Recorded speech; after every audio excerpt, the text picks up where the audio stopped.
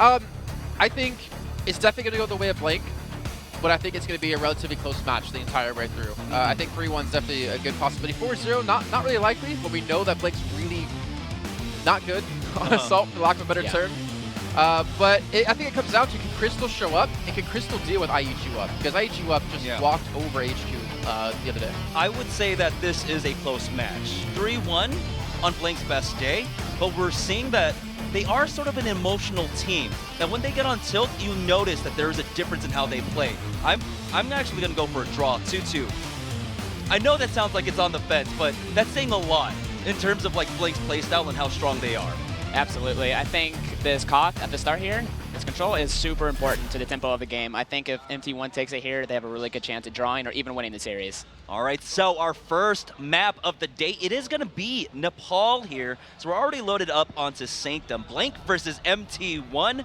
Both of these teams just really want to secure that spot right now. A Freak of Freaks sitting ahead of them with a 2-0-0 record. So already, looks like through the outlines, we're seeing a triple tank possibly coming out as the Aussie boys are getting rowdy. I love it. I love when they get loud. Yeah. Love it.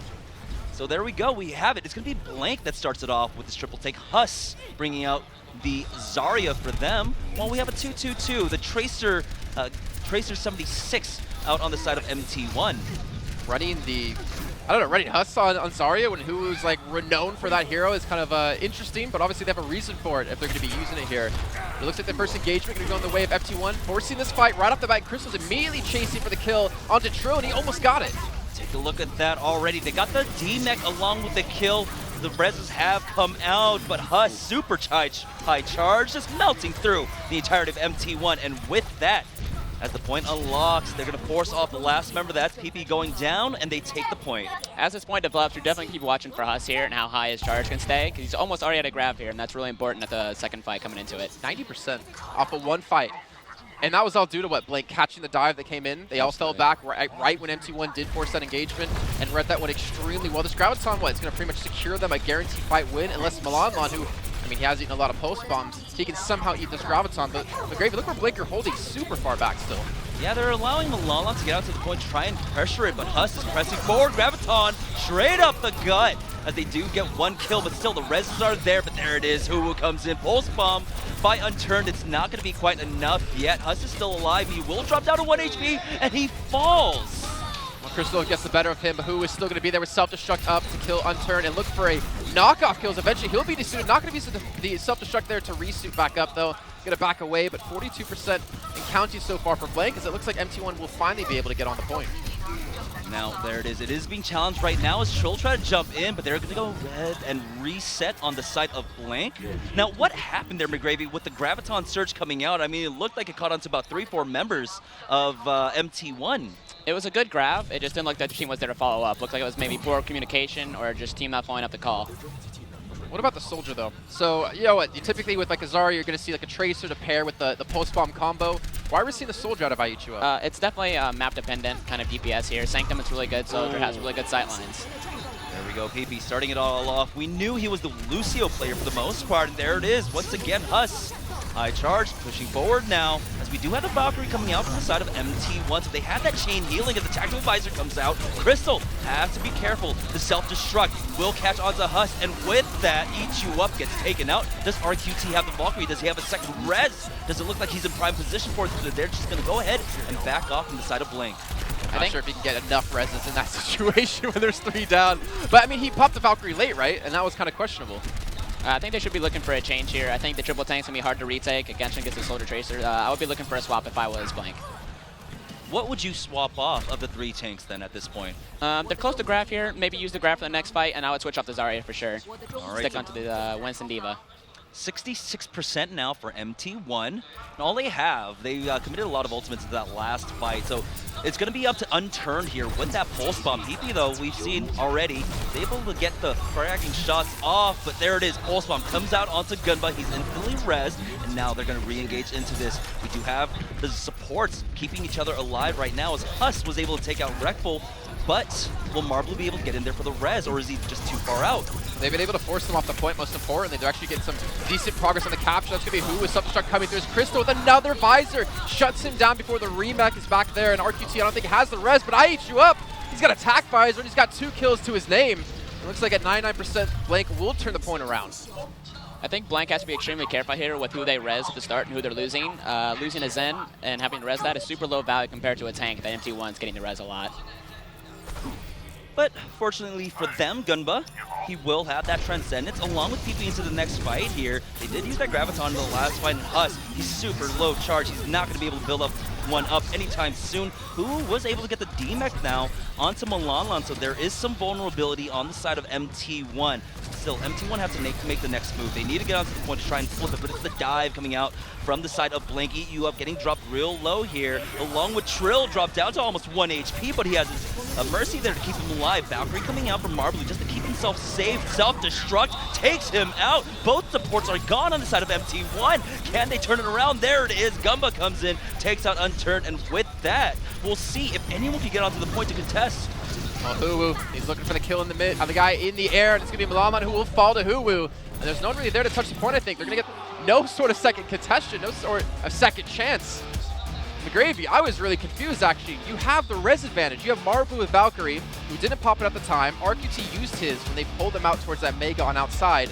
I feel like that almost should have been like a guaranteed one fight for MT1. It should have been. I think both sides have had poor support ult usage so far, and it's like really showing. It's coming up to the EPS players punishing the poor support ult usage, and that's why Blank won it there. All right. So now, looking at the different compositions coming out from them. So we had the triple tank coming out from Blank, and just the traditional 2-2-2 out from MT1. Which composition did you really favor there on Sanctum? I think on Sanctum you can get away with the triple tank, but I still think the 2-2-2 was definitely superior. I just think Blank ended up playing up there just a little bit. I was surprised there's no Roadhog actually being played there on Sanctum. Like one of the best maps for him, the Death Pit plus the damage you could do against the Winston and the D.Va. But initially Huss can be on the Pharah. And Huss being relatively quiet throughout this entire tournament is looking to show up. There's a res already being committed onto Trip.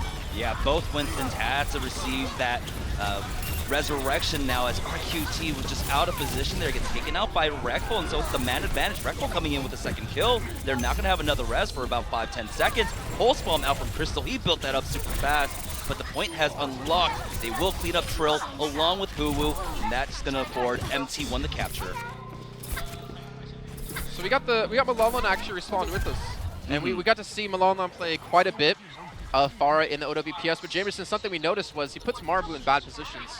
Yeah, he goes Mercy in a really bad spot. Super aggressive, as you see already. He's flying over towards their spawn, trying to take that battle. I mean, was largely winning here as Huss comes in. It's Eat You Up now, trying to draw the forces of MT1 back onto the point. There it is, Crystal starts it off. Trill goes down, forcing out the res for Goomba. Eat You Up, though, still trying to draw them away, but right now, Blank, they have one-track mind. They want to get these kills as the Valkyrie comes out for the res, but that's Eat You Up. This is what we were expecting out of this man. Doesn't matter if it's Widow, doesn't matter if it's Tracer, he can take down the blind Valkyrie and Mercy. I'm surprised though that IHG was able to pull the tanks of MT1 back to the spawn, or back to the point, as they're going to invest a sound barrier to make sure to hold on this point as long as they can. Yeah, there was that barrage used. It was able to get the kill onto Gumba with the help of PP, but still, Huwu is here. And this is the man who was voted one of the best flex tanks in the OPC, and we're seeing why. I don't know how I feel about that sound barrier. Gravy. It was definitely questionable. I think Blank's DPS right now are just getting so much more damage and so much more pressure. I think you gotta look for Crystal and Malanlan here to kind of pick up their game and get some more frags. Yeah, Malanlan, I mean, he was up there with Forest. Yeah. He was actually pretty good. But it was more about MT1 again struggling with like the Mercy placement. That's what we're kind of wondering why Marblu's in instead of Yuan Feng, who's been one of the best flex supports we've seen in the China region. But 25% counting here for Blank. They do have the pulse bomb out of IEG up. And MT1 don't really have anything to respond with because they committed the sound barrier in that last fight for questionable reasons. They don't have any sort of support ultimate to engage with. And just before that, Unturned actually used that self-destruct to try and get the Bar Mercy out of the sky. So he doesn't have that tool to work with, as Unturned now turns his attention towards that D.Va, but it's Malanlan from the sky taking out Eat You Up, and that's the first frag you really want. It's the resurrection coming out on PP though, as Gumba will bring back Eat You Up, and so now we've got a 6v5 in favor of Blank. Remember, it's Blank who do have possession of the point right now. I don't know how you feel about this, McGravy, but I'm very critical of like Pharah v Pharahs. And I get very critical when it comes to like one Pharah shooting in the air way too much. I don't know how you feel about Huss there, but he was definitely committing to keep the pressure on Malamon, I guess, to keep it off of his like tank core on the ground. Yeah, he's hitting the initial rockets. It's definitely difficult at those second rockets to get the kills. I think once you get that first rocket, you should be backing off and getting that pressure. You today back up a little bit once you get that first rocket. There we go. Sound barrier comes out on the side of Blanket, connects onto everyone. Eat you up. Will also with that pulse bomb taking out his counterpart, and Uwu just on anti-air duty will take out that Pharah. Crystal though tries to answer in kind as the resurrections are now coming back from both sides. It's a 6v6 once again on the point as Huss has dropped low, and oh no! He tries to propel himself forward with that rock, but instead he takes his own life. Rekful gets the kill on a Gunba, who did have his Valkyrie up just now, so they actually lose out on a lot of potential healing, also a lot of reds that could have come in here, but Boo was still trying to stay alive, still trying to do some decent damage. He's almost by himself. They still have the 99% done, so even if they lose this fight, they still have another couple of fights thereafter, but they don't want to give this one up just yet because I Eat You Up gets another kill. Yeah, I Eat You Up is the man you have to look towards, right? Anytime there's a Tracer on the field of his caliber, he's able to start cleaning up. The mech is gone now, and we just have stragglers coming in from the side of MT1. They're trying their best to keep this alive right now, but it's us cleaning it up with that Pharah, and with that win, it's going to be the first map for Blink in this 4-game set. It's pretty convincing too, actually. I don't know, we did see some like questionable things out of both teams, but I don't know, Blink just looking like the better team at the given day. You know, you talked about Crystal before we got into this match. How do you feel like he performed? He's definitely not playing to the level that I thought he would come out on. I thought he'd come out swinging, and that's just not something I saw there. Is that maybe just like bad, like a vintage Tracer here? Because I don't know what you played against him, what he was playing for them at the time in the scrims, but what was he? Oh yeah, so what was he playing in the scrims against? He plays a little bit of Tracer. He plays a little bit of everything. I think it was definitely like the map and that kind of the matchup they put him into, like the Tracer 1v1s. You know, it's really hard on Fair Mercy versus Fair Mercy to go out on his Tracer if you're getting outskilled. Yeah, we saw the 76 battles there on Sanctum. It went relatively even. Both players able to get some really crucial tactical visors in. But I feel like the pressure coming out from Uwu on the Diva made the difference here. His ult generation on Soldier was ridiculous. He got 3 attack visors off on Sanctum, actually, funny enough. All right, and so we'll find out where we go to for map number 2 right after this break.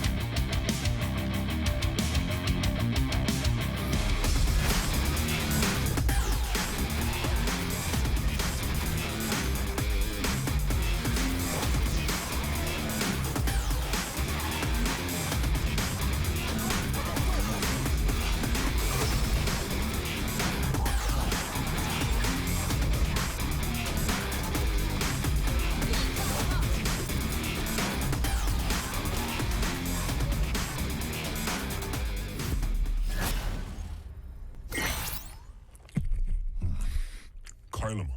时间加速器我都能搞定，这肯定没问题。全体守望先锋，全体守望者们，还是不对。所有曾是守望者的伙计们，我是温斯顿，那当然是我了。30年前，智能机械向人类宣战，世界各国无能为力。直到他们召集了一些英雄精英，为了使人类摆脱致谢危机的威胁，守望先锋诞生了。你们成为了人类历史上最伟大的和平守护者和开拓者。你们之所以被选中，是因为你们有能力和实力。你们之所以加入，是因为……这些你们都知道。听着。人们认为没有我们，他们的生活会更好。他们甚至把我们当作罪犯。他们摧毁了我们这个大家庭。但是你们看看，现在必须有人站出来。我们必须站出来。我们可以再次改变这个世界。这个世界比以往更加需要我们。你们来不来？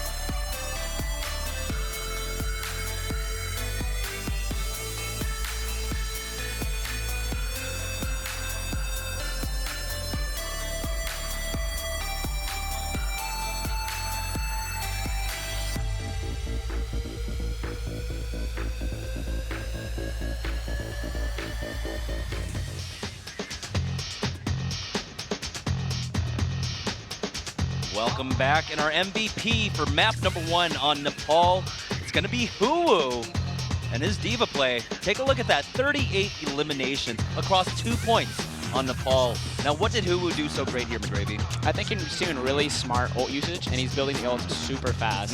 You see Unturned a little bit, kind of throwing the bombs and not really getting anything out of him. You don't see that from Huwu. You see really high value bombs from him. Yeah, I mean, that's what we've been seeing with the new Diva changes, right? Because you're not able to play as defensive, and you have that extra offensive tool, all of a sudden you just run into someone's face, and there you go, rockets. It just does so much damage. Take a look, just on anti-air duty up against that Pharah, taking him out of the sky. That is the sole New Zealander on this largely Australian squad, but he has fit in quite well. Yeah, he's done really well for the team, and I think Australia's found, you know, probably one of the best teams that they can field at the moment. Though, I mean, I know some teams out there will kind of disagree with that. But still, it's not over just yet. They still have to pick up 2 more maps to secure themselves a spot through into next week. And MT1, I don't know what's happened. Like them, Vici, have just not looked good since we saw them, like, what, 3 weeks ago. They look like completely different teams, and we're not sure exactly why. Like, Vici forgot how to support Dia. Yeah. Unturned forgot how to play, it seems. I'm not sure what's going on. We also talked about this during the OWPS, that Milanlon and Crystal as a DPS duo, there seems to be a disconnect here. But what about on the side of Blink?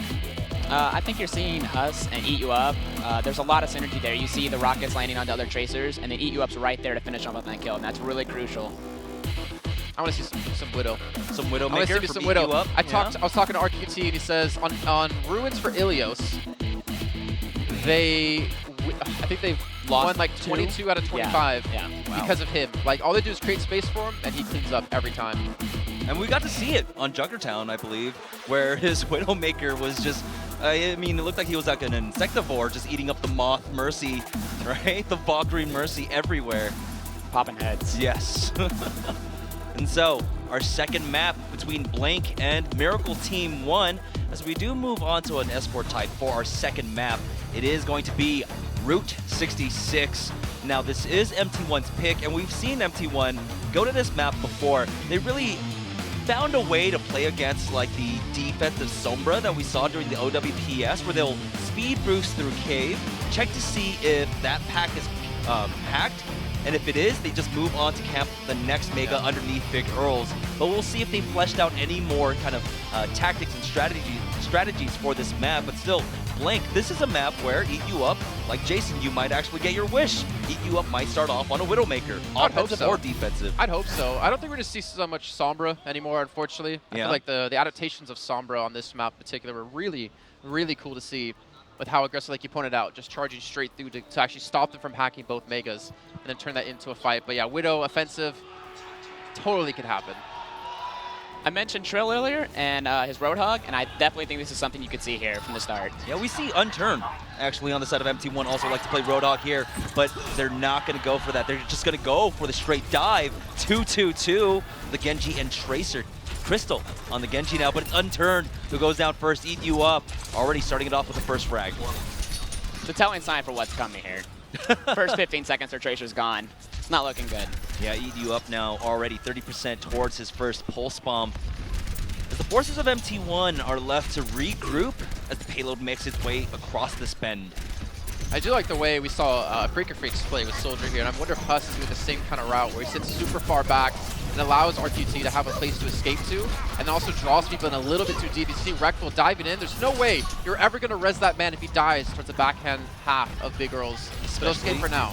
If they're not running the Mercy, as I just noticed, actually, Marblu going to be on that Zenyatta as PP back again onto that Lucio, but he's about to fall. Pulse Bomb comes out, Eat You Up. I saw him practicing these against bots. He was landing them left, right, and center, such as he is doing today. Eat You Up is a monster. At the moment, Eat You Up doesn't look much different from when he's playing bots. I mean, he's farming them right now. For some reason, I thought of like the training area, and he was like sticking those bots. I'm like, that's not that difficult. And then I realized he was actually playing against like tracer bots, like hard difficulty tracer bots. He was landing them. I don't know. My mind goes weird sometimes. But Goomba's going to have his Transcendence, and RQT is going to have a Valkyrie too. So already ahead in double support ultimates. Crystal also lost his Genji blade in the last fight, so now he's got to farm that up again. It's going to be up to Unturned here. He's got a Pulse Bomb, but he still has to deal with Eat You Up. trying to keep him out on the outside of this fight. Unturned, just trying to find anything here, but super aggressive coming out from the side of Blank as Trill able to make it back to safety after they get the D-Mech onto Milanlon. Unturned's looking for a pulse bomb here off towards Cave. I don't know exactly who wants to throw it onto, because if you get onto Huwu, it's like, all right, I'll just remag with my suit and just cancel ult for ult, but with Milanlon already going down, Huss with Visor up, and them having 4 ultimates, about to have 5 with Tracer's pulse bomb, MT1 need to force out some ults, and it's going to be difficult to do that too, because they're going to have to commit their own support ultimates, right? And that's going to make things even harder to have an extended fight or to have a second fight. I think if MT1 be successful with their traditional dive without the Mercy, they really need to up the tempo here and get in with those speed boosts. Now we'll see the Pulse Bomb did come out. That's going to force Huwu to go for that self-destruct. It actually connects. PP goes down. And already 2 members down on the side of MT1 as they're just now feeding over ultimate charge. Huss did commit that tactical visor into it along with both support ultimates. So, hey, maybe that was actually a decent run coming out from MT1. So, McGravy, do you get as tilted as I do seeing a Lucio die to self-destruct? Absolutely. That's been a thing forever. I'm not Thank sure God why it's not it is. me. It's been a thing for as long as I can remember. I don't even understand how. You're like one of the fastest heroes in the game. I think it's when you get caught with like the momentum when you're walking up a wall ride. You kind of get caught in the air a little bit. Okay. Here comes the dive, but they've been doing this over and over again. They finally do find Paydirt with us, but still, they have to contest with the res. And with that, 2 members gone. And all they were able to do was just force out a res from RQT, who will have it right back up the next fight. I think MT1's taking a step in the right direction with those fast engages, but they have to make sure they're supporting their Genji as they go in there for the blade. But how are they going to? They don't have either support ultimates. Marblu's at 30%, PP's at 20. Now we do have a lurk coming out. It looked like Unturned made his way into the cave, trying to make it into the back line now. You definitely got to look for the blade here. Anything, a Harmony Orb, Amp Heal, anything. They have no chance to stop you either, so Crystal's going to get that first initial kill. Looking for the Mercy, he's going to take RQT down. Looking for maybe a third off the mix of this, but with time taken away, they need to touch the payload. They need to continue to push this forward. Yeah, the Primal Rage Winston trying his best to do anything here, but he'll ultimately fall. We do have the D-Mech onto Huwu. They're just trying to stall this payload as long as possible. Now that was great because as I had mentioned right before that, Unturned was on the lurk in the back line. He drew away the attention of Eat You Up, and I want to say it was Huwu initially to try and deal with him. That allowed the rest of MT1 to jump on to Huss and take him out. It's going to be transfer too, Jamerson. We're going to have Huwu with the self-destruct, which he can just lob in on top of the payload to force them off. This Unturned sticking to the side with the pulse bomb up. He's looking for a stick as well as he gets bursted down. Very low on HP. He's going to take RQT out of the fight. That's great. Now RQT's gone, Trill is gone, Transcendence is the only thing they can try and use here. But oh no, Huwu comes in, Milanlon falls to that self-destruct. That's 3 members down now as Crystal is trying his best. He has a blade, but does he have enough health? He trades 1 for 1 as Huss is able to get that fadeaway shot onto him. Soundbearer now out from Marblu here as they want to go ahead and secure the spot, but they still have to contest with Eat You Up. It's not looking good. IGF is just not being harassed at all. Finally, he's going to go down, but it's about time for RQT to get a resin, and he's about to have Valkyrie. If he's not bursting out of the sky, then MT1 could be losing on first point. Unturned does take out RQT though, but they have the bodies now coming out from MT1, and Huwu, along with the rest of Blank, should just be giving this up. Now it was super close. They almost lost it here, but they will be able to secure the checkpoint and get another 2 minutes and 30 seconds added onto their clock. I think you're seeing what's happening when you're supporting Crystal here. When you're giving Crystal time to farm those blades, he's really making a huge impact on these games. Yeah, definitely. Now, Crystal, I mean, it's also about creating space, like you had mentioned, right? Allowing and enabling Crystal to get in with that Genji. Now, they're looking to be in a pretty good spot. They have a Transcendence, a Pulse Bomb, along with both tank ultis. Well, right now, Blank are playing with a power deficit. We do have Huss on the outside, though. He's got this tactical visor. He wants to go for a flanking one as the dive comes out, but the Transcendence is immediately used by Marblu. Now, as it dissipates, it's going to be Eat You Up, getting the kill onto PP. Yeah, I think these support ults are making a huge difference in these fights here. They're popping trans with almost nothing used, and it's really punishing right now. Now, RQT did have to use that Valkyrie for him just to get everyone back into this, but with that, they're going to force back MT1 once again. They're down to 1 minute and 30 here. They didn't make much headway with that payload. I think Blank is definitely having a good mid-game adjustment here by seeing that their supports are pretty weak right now, and they're using their ults kind of preemptively, and they're kind of skittish. Now, it's going to be Crystal with that Dragon Blade gets shut down by Gunbeard himself. Now, they are trying to rechange their focus onto RQT, taking him out, but in the meantime, that leaves Eat You Up alive to just start feasting on the members of MT1 as Unturned tries to take this battle up against the Zenyatta. There it is. Final clip, now he has to be careful, not able to make it over to that health spawn. It was not spawned for him, so he will fall. Those kind of frags from Gunba is the map makers. Those are the ones that decide if you hold or not. That's a huge frag. Like, you can't ask more from your support player there. Yeah, 40 seconds left, and Crystal has to farm up another one for this.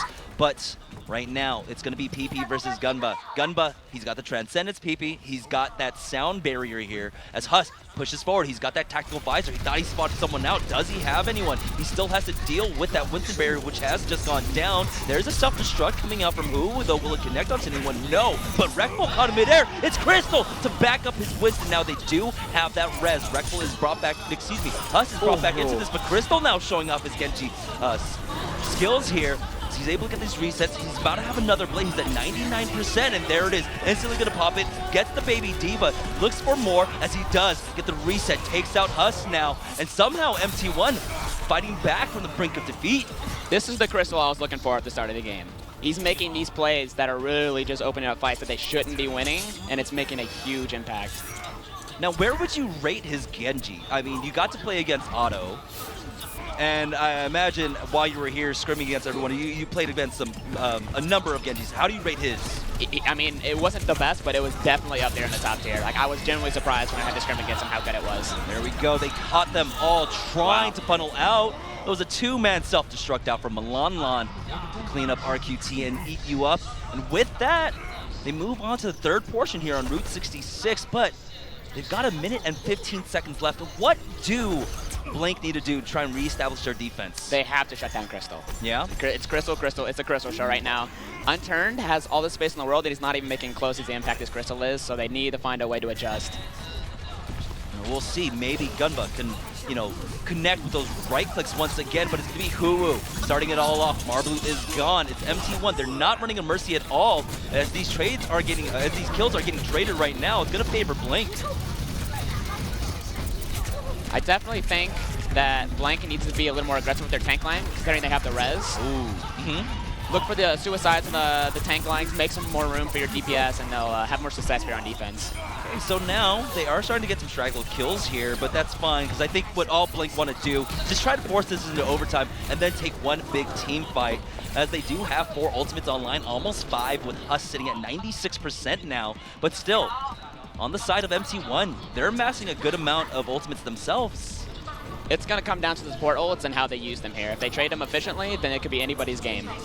All right, so Sound Barrier and Transcendence Pulse Bomb doesn't connect. Huss is able to dodge that now. He's getting himself into position, but he has to deal with Unturned here in the backline. Tactical Visor, that'll deal with the Tracer, but the Blade comes out from Crystal, takes him out. They still have the res on the side of Blink, though, as Crystal hunts down RQT, takes him out, but it's in overtime. Someone needs to get onto the point, and Crystal will be able to dash back on in, but it's only the DPS line on the side of MT1, as they just lost Unturned. They lose Crystal, and with that, overtime ticks away. But considering how close that could have been, though, with first point hold, and they were able to make it all the way basically to third, yeah, that's not bad. MT1 basically were just playing with like borrowed time. They were playing with house money there. And I mean, like you had mentioned, McGravy, it was the Crystal show. Crystal show. MT1 can't be disappointed with their push after that first point, and Crystal really stepped it up for the street space in third point. I think they have a really good chance at holding here, especially with how Crystal's playing. What do you think Unturned could do differently in this matchup? Because like you had mentioned, his Tracer, it's free. Everyone's attention is drawn towards Crystal, but he hasn't shown up on the kill feed as often as we were hoping. When he has those pulse bombs and nobody's really looking at him, he has to make sure he takes the time to land those. It's really important. I would say pulse bomb got even more important as the patch has developed, and it's become more and more of a, oh, you can't just throw away into a Diva Matrix or into a Zarya bubble. Okay, and so we'll see if Unturned can make that adjustment. I don't know, I still kind of want to see some Doomfist coming out from him. I was just a huge fan of his because of his Doomfist, but his Tracer, it's holding its own right now. But Eat You Up is the man that we're looking at on the side of Blink. Never mind, we are looking at Huss, actually. I was just trying to preempt it, Jason. I was just trying to preempt it. Well, I mean, Eat You Up is the guy we're always looking at when it comes to Blink, it seems. The man's been able to play insanely well. I mean, Huss hasn't been playing bad at all, but I mean, the thing is, we talk about Huss, and yeah, he's getting like clean-up kills maybe, but that's because Aichup is playing that well. He doesn't have a chance to really, you know, shine with his own individual kills. He's just greedy at the buffet. Yeah.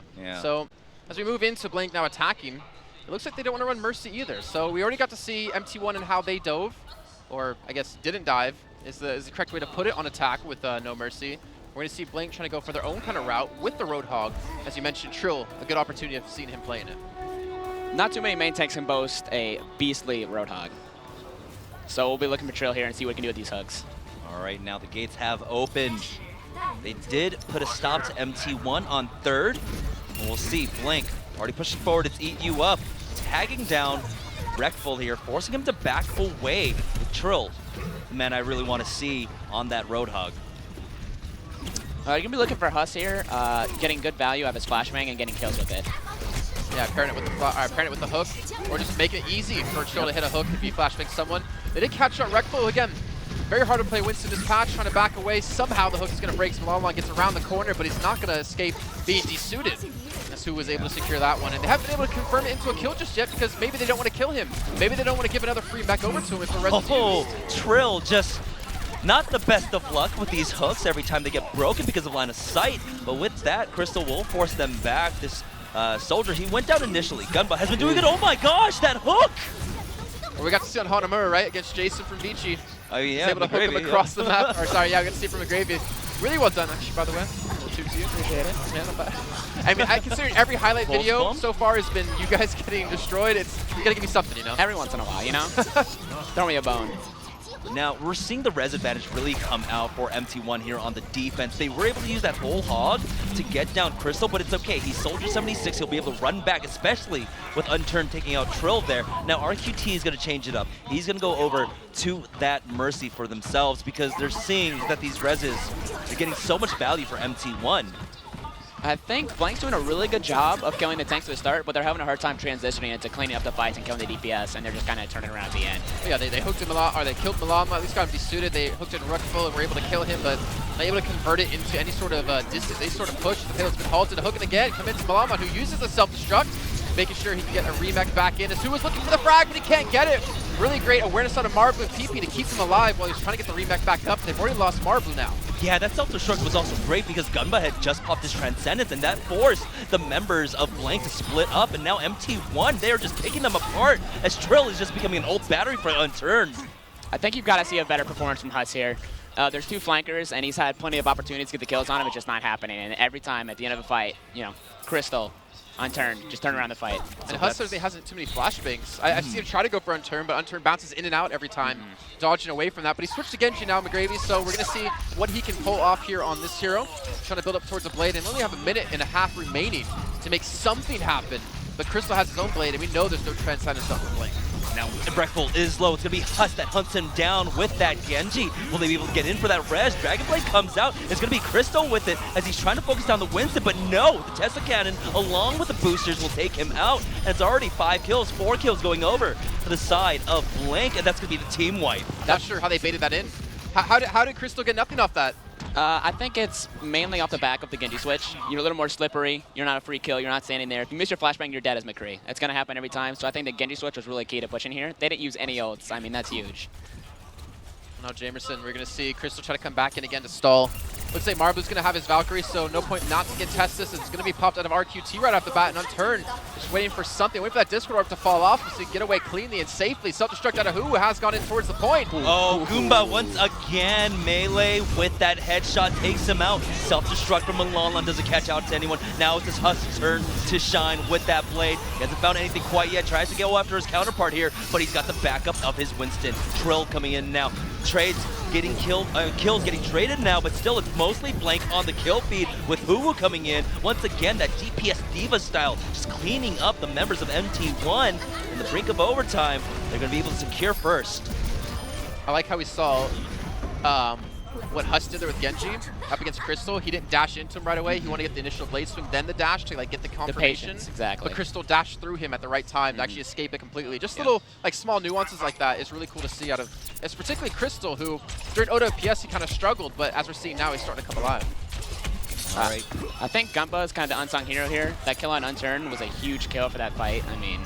I mean, that was what, his second opportunity to just shut down a fight himself, and he's been doing it, this man. Gunbeard, he spots out the Tracer. He was caught reloading, but he doesn't have the heals there. Crystal comes in, takes out RQT. Now both supports are down on the side of Blank. Yeah, it's looking like it's going to be a stomp here, but we're going to see at least Trill use that Primal Rage. Self-destruct was used out of who's getting bursted down, and he's not going to actually fall for this one. Somehow Blank have turned this around. They got MT1 to overcommit, and the payload will continue to push. And keep in mind, they already hit overtime once. They need to have a smooth second phase transition to have any sort of chance of pushing through third. I'm still trying to figure out how Marblue actually died in that last fight, because it was an environmental kill that it looked like, with no credit going over to Blank. Maybe he got knocked off the map by Trill? Yeah, I think a lot of Mercies like hovering off the map to stay safe, and then they have their teammate come over, and a lot of times they caught in communication that you can't come back and fly back up. You kind of just fall off the map. And That might have just been the turning point there, as we do have the blade out for Huss. He's on the hunt. It's both Genjis taking out the Mercies, but mostly eat you up with the health there. He's just going to try and stall this out, but the pulse bomb. Huss will fall to Unturned. Will Unturned be able to turn this in favor of MT1? It doesn't look like it. Huwu is still there, and that's the other threat you have to worry about on the side of Blank. Now, McGravy, you can probably talk about this quite a bit, because it's really hard from like a caster point of view to talk about it as a player point of view. Knowing when like key ultimates are up, for instance, Huss uses Blade when he knows TP doesn't have trance there, when he knew Gunba had it. Like how well are you guys able to like calculate and predict those kind of ultimates, like those key kind of things? It's a lot on the opposing support player, because as the player you can understand how the hero works and how much he's doing in the fight. So you're really relying on your other players to kind of feed you info of when ults are coming up, and makes a big difference. MT1, they're going to switch it up. It's a triple tank now as Transcendence is used, and they push forward here. Pulse Bomb comes out. Crystal was able to just walk away from it. Now the hook comes out. Unturned does connect, but Defense Matrix is there. Primal Rage now comes out. So we do have that Valkyrie being used by RQT. EQ up has fallen. Will he be able to get that res off onto him, or will they just reset this fight? There it is. RQT brings him back. Res comes back in, but there's still a lot of healing to be done. RQT down to half. Trill being bursted as well towards the backhand side. PP going to be res as well as Trill in the midst of this, but Unturned finally on the Roadhog, able to secure himself now with double kills. Crystal's being focused on. He'll eventually fall, and MT1 are slowly trickling in one by one towards their deaths. And this payload, it's not being stopped. It is not being stopped. There's still a minute left as Trill comes in, takes out Marble along with Crystal, but it was Uwu with that Diva. They've got nothing. They've got no ultimate, Jamerson. Well, how are they going to contest this? What, throw a self-destruct in? We'll see. They've also got that Deadeye at the ready, but the Transcendence is there to answer. Blank pushes forward. Huss with that blade gets shut down by the Deadeye. But will he get the res? He does, as Winston is res back on into this. Huss with the D-Flag takes him out, but it's Malalan with that self-destruct that you were talking about, Jason. Try and bring this back. Malalan finds the second kill, taking out Gumba, but no one's on the point. That's a Z9. Yeah, look at their faces. They know it's a tell Z9. They know. MT1 knows it's a Z9. Oh, no. Blank knows it. Everybody knows it. That can't happen any other map. Well, Flash Wolves did it twice yesterday. Yeah. So, a little unfortunate, but right, considering at how important that match is now, right? How important it is for them to pull the draw now, if anything. Yeah. To still have their foot into the door of potentially making it through to next week. Yeah, you can't This be is happy. new Diva for you. You can't be happy on the side of MT1 for that, because they were largely winning out that team fight. Yeah. But they just left it for a split second there, and that's all you really need. Eat you up. He knows. Maybe that fight shouldn't have gone their way. Maybe that map could have been different, but still, I mean, it is just down to MT1. They have to stay on the payload. They have to know that the objective is the most important thing here, and they don't look happy at all.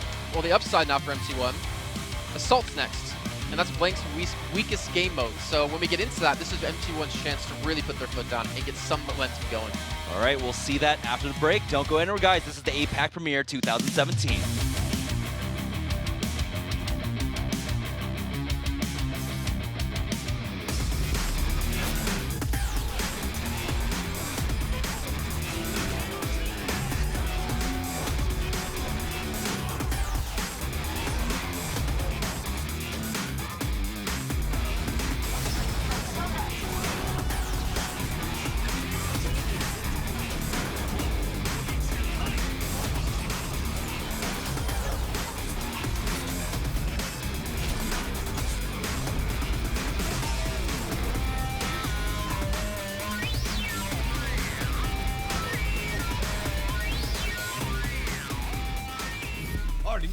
APAC Premier 锦标赛，历经1年战火再次点燃，来自国内外的8支顶尖战队蓄势待发，上海国家会展中心正式拉开战幕。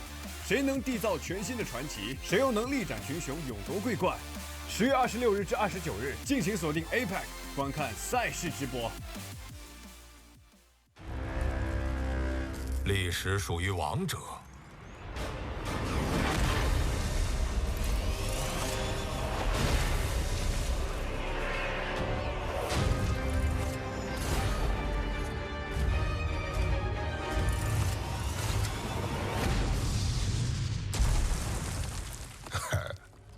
你知道我是谁？我上了，准备好。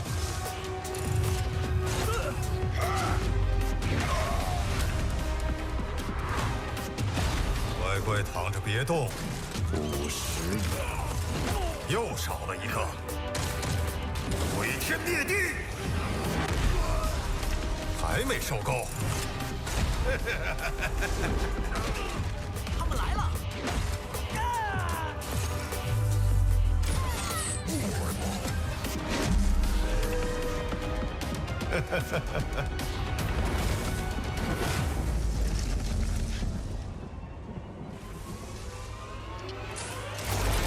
回来的感觉真好。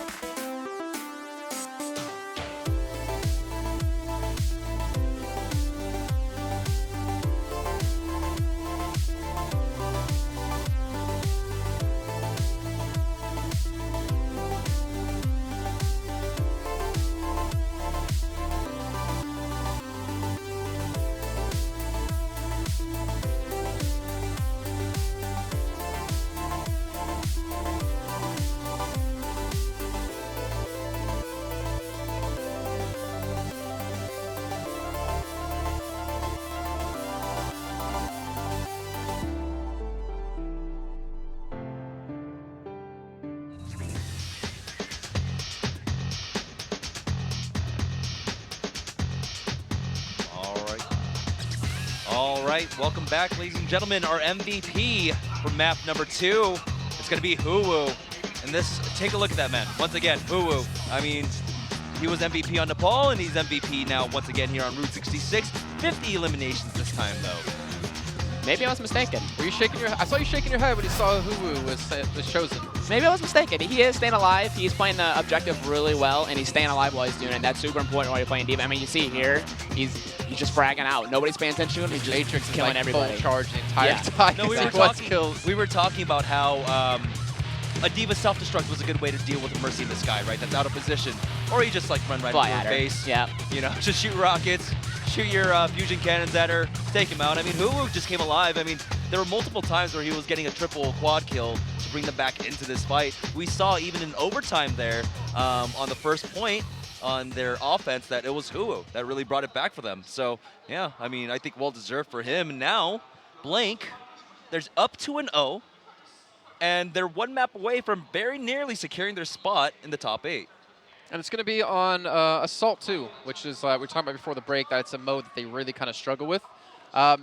Which is kind of funny, because you can run Widow on quite a few of those Assault maps, and we know how good IUCHU up is. So maybe there's like some sort of second point conversion they seem to struggle on. Mm-hmm. I mean, we do see, like, there were some teams, especially in the OWPS, that struggled on second point Anubis. It was still into Sombra, but it was also, like, I want to say, lack of faith in their DPS. We would see, like, Reapers come out, holding on, to their Death Blossom for about We're not letting 5 that go, are minutes. we? I am not letting it go, K-Heart. I know you're here somewhere in Shanghai. We're going to have words about this. Use your Death Blossom, son. Okay, I got it all out. I got it all out. I think what a lot of Assault comes down to is target focus. Yeah. When you get into those long extended fights, especially on second point, it's a lot of target focus. Your whole team has to be there on the same target or you're not going to cap the point, especially with the new res. It's gotten even worse. But we were talking about this, right? The synergy between Huss and Eat You Up. On our first map, we were really impressed by it. Do you think that's going to play a role moving into this into Assault, which is generally Blank's worst map type? I mean, absolutely. It should. If they're playing the way they are today, I think they definitely have a better chance than they usually do. I would definitely say Assault's their worst game type. But if Huss and Eat You Up are on the same page like they were on the control map, then I don't see why not. They should have good performance. You know, we talk about Huss and Eat You Up, but what about like Huwu and the rest of the DPS? Because we're talking about he seems to frag out, but he's also like focusing targets at the right time. And I remember it was Doctor, their coach, that talked to me and said that Aichup's like the target caller normally too. He's the one that's actually calling out the targets as a tracer player, which you can maybe go into if it's a little bit odd or a little bit standard. I used to do that a lot for my team. It's definitely it's unique. It's really kind of difficult because you're blinking in and out. You're kind of like breaking line of sight a lot. You're not always in the middle of the fight, so it's definitely difficult. But the fact that Huwu can follow up on the Discords, can follow up on the target calls from a tracer player, I mean, that's pretty impressive within itself. Yeah, I mean, somehow Eat You Up is, getting 3Ks, landing every single pulse bomb, one clipping mercies. And he's still making these calls. I would say that's a person that you really do have to look out for. It's super impressive. So I know why we're sitting here talking for a long time. Yeah. Something unique to this. Since the breaks are so short, that means substitutions take a little bit of time. Yeah. So Yuan Feng probably coming in. And I know you haven't probably seen much of the OWPS, but to me and to Jamerson, he was like easily a top 3 flex support, which is why we're more confused why he's not playing. Yeah. Why not put PP on Mercy and then allow him to play Zenyatta, which was his hero, Zenyatta and Ana, and he had some ridiculous kills. Sleep darts were fantastic. He can compete against the likes of Shy, the likes of Zhu Fanjun, which is on MY. And we've wondered, why has he not been brought in? But something's off in the team, right? Yeah. Unturned. He got to play Roadhog towards the end of that map on Route 66, and he was getting kills constantly. But something's not right. They're not supporting the right target. I don't know if the patch would really throw off like a team's core understanding of who to support. Like you can maybe go into that with how you guys are changed over time, but like it's not like, oh hey, Mercy and Diva are being played, we should stop supporting our star. Right. I think I talked about in the patch that a double pocket Genji with the Mercy Beam and the Harmony Orb, it makes you basically invincible. You really have to do something to kill that Genji, and I don't think they're really doing that right now. And I think Crystal's the one that's really like leading them into these fights, really getting those first picks, the big blades, and I think they need to do that. And I think that's something they're looking for with the substitutions there. Remember before pre-nerf Zenyatta, when the orbs would stick with you, and then also you had that composition where you had a Symmetra also. That was when Symmetra's E would give you 75 shield. Symmetra, double Zen, Yeah, Genji so Tracer. you would throw it on Genji, and then of course you would also throw an orb of Discord onto someone, and then Genji would just like hunt him down, and he could never die because he has his mobility. He also had the triple jump back then. Genji never had triple jump. Yeah, if you Jump, wall climb, jump. Okay, Yeah. I thought you meant just like jump. I'm like, No, this no, isn't not Tekken chips enough, no. or Guilty Gear. What game was that the other day you were Guilty talking Gear, about? yeah. Yeah, this isn't Guilty Gear. But then he also he had like the bleed on his dash, but I think that was taken out before. That was a Oh no, Yeah. it was the before dot. that Yeah, it happened. was Yeah. a dot. Yeah. That was the most rewarding thing, the most satisfying thing to dash through an entire team and hear that sound. It was like those animes where like the two samurais are like facing off and then slash, Right. and then you see one fall over. Yeah. I mean- That's what Genji's did. It was nuts. But yeah, that was a fun comp to cast. That was a fun Yeah. comp to watch back then. Then again, it was better than what 5 Tracers Lucio on Lijiang Tower. Oh boy. Good times. Boy. Did you Never. play back in the beta? I did a little bit. I didn't really scrim. I'm glad I didn't experience that. I am so glad that wasn't in my life because it seemed horrible. But seeing like double McCree, I don't know, something Oh, about yeah. that was like amazing considering you had Tavik and AKM on Rogue back then play it. Yeah. Just imagine having like Taimu and AKM together on a team, double McCree. How would you ever get anything done? And it was also when you had the Yeah. you could cancel it to get 50% recharge Mhm, on high his noon. ultimate. Mhm. And so basically there were 4 high noons. It was always high noon. Yeah. It was Yes, at least we had a kill feed then. Oh yeah. Yeah, that was Yeah. rough times. And there was no kill feed. Yeah, you as would a spectator. you would Deadeye, and you would hold it for 8 seconds, Yeah. whatever it was, and then you'd cancel it. You'd shoot someone in the head 3 times, you'd have it again. You just zoned the entire game. Oh, those Kings Row games. Those were not the most fun to cast. Mine's Double McCree. Gibraltar in my head. Of just It was like, Gibraltar for you? oh, It was yeah. all Dorado. Kings At Row. Takeover. Dorado. A lot of Dorado Okay. streets sitting on like the back right, kind of like the coast area. Yeah, that was absurd. Yeah, We're going. Sorry, go ahead. No, go ahead. We're going on to Temple of Anubis. I'm just Okay. going to throw the map in there because I think we should kind of maybe bring it back here as we do have the substitutions now done. It's actually PP coming out Okay. and Yuan Fang coming in. Mm. But That's yeah, Temple of surprising. Anubis. So what, we talked about Widowmaker. Definitely a good chance of seeing Widow here. I'm assuming Trill's going to be playing some Roadhog towards I second. could definitely see some Roadhog here. Maybe not at the start, but it kind of is like a switch. Maybe if something's struggling, I could definitely see that switch. So I'm trying to figure out what kind of like what they're trying to run, and I think PP on the Zenyatta wasn't doing a horrible job. He just didn't have the same kind of impact that Gumba did. But now it looks like they're probably going to go for, once again, a Mercy Zenyatta kind of composition with Yuan Fang coming in, and we've seen that he is one of those flex supports that does have the kind of impact, the fragging impact that we need to see out of these top tier teams. So I think something Blank did really well in Route 66, and it's going to transition into this, is always fighting, like always blading when there was no trance. They were like very off sync with each other, which actually works out really well for the Genji. Because then the Zenyatta either has to hold his ultimate for like an extended period of time to match your blade, or you're going to keep committing it into these fights to have like one hold and the blade comes in right after and you lose. I don't know if like that's something, the staggering of ultimates like that is something you guys actually take into account when you play, or how important it really is, but maybe you can give us some light. Absolutely. For Jaru, I know he's a super patient Genji. That's something he always looks for, is to make sure there's no trance. Because it's huge. If he doesn't have a trance, Jaru's going to kill your whole team. Right. Like 100% of the time, he's gonna get 4 kills. Well, here we go. Temple of Anubis is now loaded up here, Jamerson. We're going to find out if it's going to be potentially a 3-1 or 4-0, or if somehow MT1, I can't say somehow, or if they can, fight back here on this map. Yeah, they need a 2-2 here up against Blank just to have a shot to move on to playoffs, or even for a shot at a tiebreaker up against Blank at this point. But Blank, with one more map victory, they're that much closer to securing the spot in the top 8 now. And then Temple of Anubis, we were talking about this. Assault, generally not Blank's best map type. I believe it was something along the lines of like 20 to 30% their win rate on it. It was low. Yeah. My papers are in my bag, so I can't get that number for you. But yeah, it's definitely not great. And we've seen teams like AHQ, have they beaten during the regular season 3-1 twice, and the maps they did lose in those 3-1s were Assault. So Okay, a little bit rough for 'em. 44%. Close enough. I underestimated it. But yeah, 44%. It's less than, you know, a coin toss at this point. Now, as we are loaded on to Anubis, can Blank close it out here, secure this win to put the second notch under their belts? We'll see. I believe it's going to be the Aussie chance coming out once again from Blank. It's MT1 starting off on the offensive end. Here it is, Crystal with that Widowmaker. I've seen him have this hero in his pool, played against him a couple times, and it was solid. It wasn't anything spectacular, but we'll see what he can pull it out here. Now he See does. Huss? Yeah, he's just pinned down here. Oh, what? Oh, you had to expect that coming. But there it is, instant res, but still, they're not going to have another one for unturned, so MT1 are just going to have to wait for him to get back. This next fight. As Widow, I personally would have like switched off right away. I just knowing like, yeah, okay. That's a defeating feeling. Yeah, right this is gonna work. Like I cannot sit there and hold a corner for like 20 seconds and have him reflect me in the head. But he's gotten res back up, so he's here to fight again.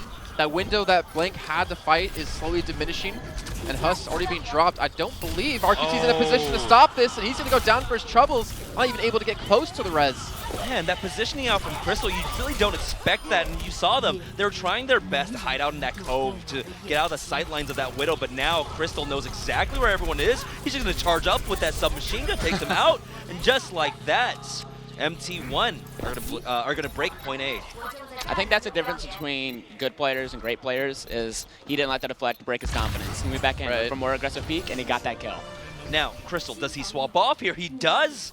We've got the Doomfist coming up for unturned, and Crystal now on that Reaper.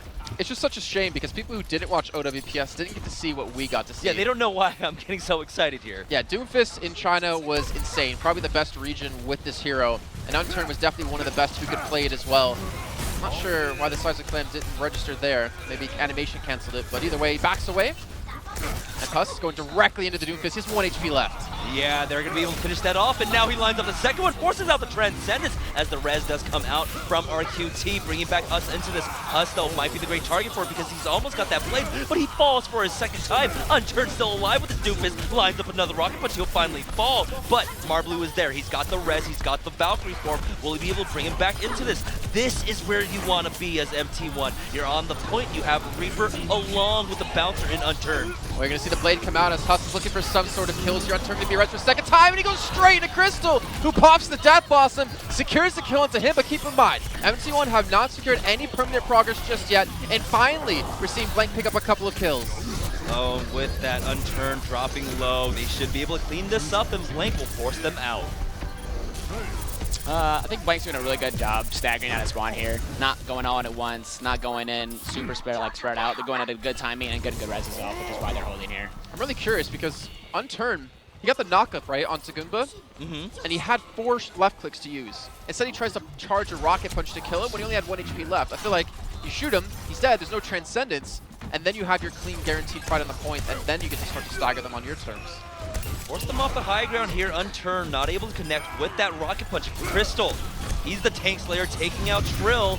Trill, though, might be a bit too far away. Never mind, RQT goes in. Res for res, but still the man advantage as MT1 try to push forward, but Huwu, this is the man we were looking at from the first 2 maps. The MVPs from Route 66 and Nepal here, able to bring this back in favor of Blink. Even I didn't have Huo on my radar, but he is doing a really good job with keeping his mech alive and doing the damage when it's needed. Oh, Crystal, just showing off that he understands the timing on this Reaper, getting that heads-up battle up against Huwu. But yeah, now we have both offensive ultimates up, but Gunba, he's going to have another Transcendence for this, and they also have to deal with that Valkyrie. And how do you really deal with a Valkyrie? With this comp? Yeah, there's no one. Can't really.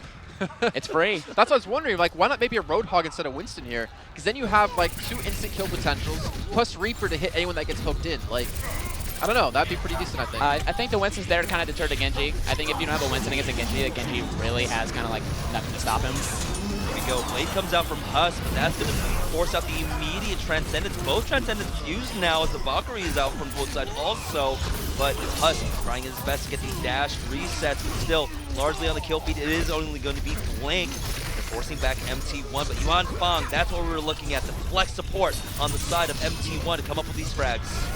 I'm actually a little bit sad to not see MT1 switch up to like a solo healer Lucio. Because we have seen them doing it before, and obviously Mercy's really good for the final point to res. Yuan Fang onto like Soldier 76. Yeah, I mean, we know he can play Soldier. We know he switched to it before, but a little bit of extra oomph, making it a lot harder for Goomba, RQT, but mostly like the DPS of IHU up and Huss to play safe and to, you know, confirm kills. Yeah, I really want to see Crystal on something that's not Reaper. I want to see something with a little more playmaking potential because he's really feeding off what Unturned's doing, and he's not exactly getting the kills we were expecting. So it's going to be Unturned, though, that swaps off, and there you go. You have it, the Roadhog, Jason. The hook comes out, but he's just an old battery now as he takes a breather. They push forward. Yuan Fang, with that fragging ability, was able to take out EU up, forcing out that res. Oh no, the blade comes out from Huss, but once again, it's Yuan Fang coming in. He was the substitute coming in for this map, and now they're trying their best to fight back into this. They still need to keep bodies on the point here. Do Blink here to contest against them.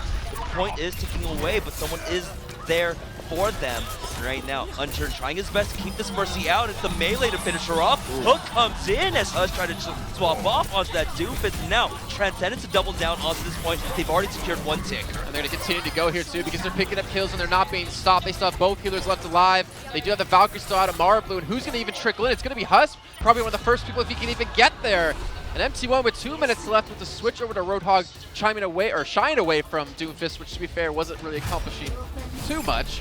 Yeah, able to secure that point. I really like the switch. Like you said, the Doomfist wasn't doing a lot, and I think Roadhog is just more kind of a reliable kind of tank buster with especially the hooks. Unturned's Roadhog. Exactly, and you live a lot longer with the take a breather, the whole hog, push people away. You just have way more survivability and a good chance to stay on the point and stay alive.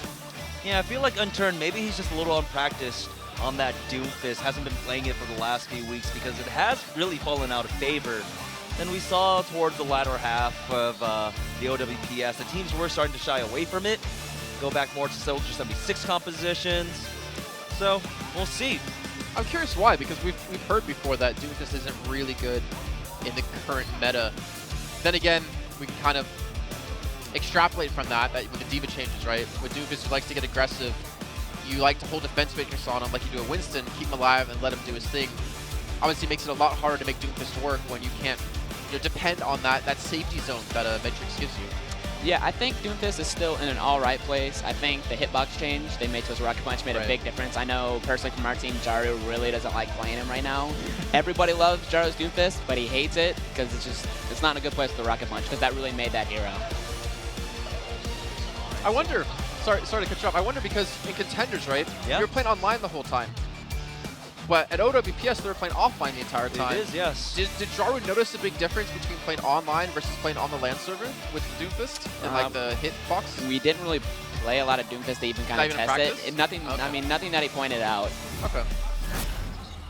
So now it's going to be Blank's opportunity to attack here on Temple of Anubis.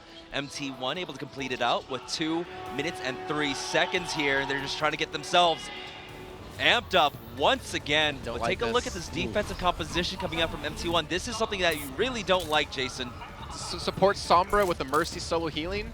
I mean, it used to work because you had like a Lucio as your other support, but a Mercy only? Where's your protection? Where's her own healing to stay alive? Oh, Hook comes in. Unturned, going fishing here as Trill will fall. And he's just not in a great spot. This is where we were talking about earlier. We were just discussing how Roadhog works. Another hook comes out, lands onto the Widowmaker, but the defense matrix is there to keep you up safe. Crystal, though, falls, gets the kill onto Huss. And now they're going to force back Blink. This is not a bad position they're holding now that I think about it, because to get up the staircase to even get to that Mega where they're using it to be hacked, or to get towards the Mercy, you have to go through 3 tanks. Yeah. And a Roadhog, most importantly, like how is that going to work? Oh, Crystal there, forcing out the res with that Pulse Bomb. 30-second cooldown on that. It's Crystal looking for an avenue of approach once again. We'll see if he tries to get into the flank. He is spotted out by the Winston, is forced to recall a little bit early there. He'll take the 1v1. He's got the health pack to get back into this fight. IU Up's been relatively quiet so far. It's like, who are we going to kill in a Wreckful? But of course, we immediately res back up, and they have the Mega advantage. The point's being captured, though. Someone's going to have to contest it. So he's going to have to get on that low ground and potentially not be healed and maybe force Marbu down. Yeah, Milanlan is trying to get back into his mech, just got it now. And so they haven't even given it a tick yet, but it's going to be Huss taking out Wreckful once again. Marbu forced to use that Valkyrie form to bring him back into this as 2 kills go on over. Yuan Feng tried to use that EMP, but there it is. Once again, Unturned now coming alive with this Hog. He's trying to go on that punch for this Winston. Hook, headshot, Primal Rage to keep him alive. Feels bad when Huss is hacked and he can't get away from that. The double punch into the face, eventually dying. Unturned is still alive, most importantly, he's still hitting hooks, and he's still doing some serious damage. Another DC going to come back in, but MT1 have lost 2 people, and they're about to lose Milanlan. As a point, we'll get 2/3 of the way done. Yeah, but still, Unturned is alive here. He's got the Parky coming out, but no. After that take a breather, it's going to be Huss that comes in with that Pulse Bomb to finish him off. I really like Blank's pathing there. They kind of realized the Roadhog wanted to sit on the stairs and by the Mega, and they just kind of went to the left and kind of avoided him and got the point pressure for the Widow, and that's really the big reason why they won that point there. Did we see IU up on the kill feed often? Like, No. I don't actually see like Not any really. individual kills, but he had to obviously been doing damage here or there, right? And now Blank switching to a Doomfist. Yeah, they're swapping it off. It's going to be Huss with his attempt now on this Doomfist. The hack does come out. No, it didn't actually finish him off because, well, he turned around and got the auto fire off. Now, as they make the approach, it's going to be Crystal swapped off. They saw the Doomfist. They know there's no real anti-air. Damage boosted rockets. Just one-shotting eating you up, and there's not going to be a rest for him. Funny enough, keep in mind, Crystal was not the Pharah player for the team. It was Milanlan, so definitely changed into the situation they have presented to them. Now be a clean wipe. And this is what we saw, right, out of AF Blue. It was Arhan and Atune switching between Pharah. Yeah. Whenever they saw a team who couldn't deal with Pharah, and that team kept pushing this left, or that cave side, the catacomb side, they would just pounce on them. And how are you ever going to miss a rocket when they're all grouped up? I think that speaks to Crystal's overall skill at the game and the DPS hero stuff, that he can just pull out the Pharah, something he's not used to, Right. and frag out on it in the first 30 seconds he's on it is pretty good. It's 96%. Like, Yeah. That's insane. He's got a barrage. I mean, the damage boost definitely helps, right? Just one-shotting the Tracers, and now they're making that same approach. Our Blank from the left-hand side of this map, trying to make their way into the cave. Hook came out, and here's the dive. Barrage comes out, connects onto 2 as Trill and Gunba fall. They have the res, never mind. RQT, it's Yuan Feng. We've seen his Sombra before, and he is absolutely deadly with her. I think you're going to see a switch off the Doomfist here. I think the comp they're running is kind of too linear, and the fair is really getting a lot of value in because she's not really contested. Like right there's McCree. And there's speed too. Like speed is such an important aspect of playing against Pharah. I mean, at this kind of range, maybe not as much since there's not a lot of distance that Mark has to travel, but any bit of speed does help quite a bit. But I think the way Crystal's been playing, yeah, as far as I was about to say, he's actually relatively safe to Huss. Because I don't think Huss has the protection himself to really go for any clean shots.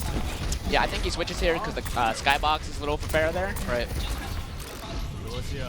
Now, we do see a swap off coming up from Crystal. And, you know, they once again noticed that the composition change came in from Blank. And so he's going to go for that Tracer Yuan Fang.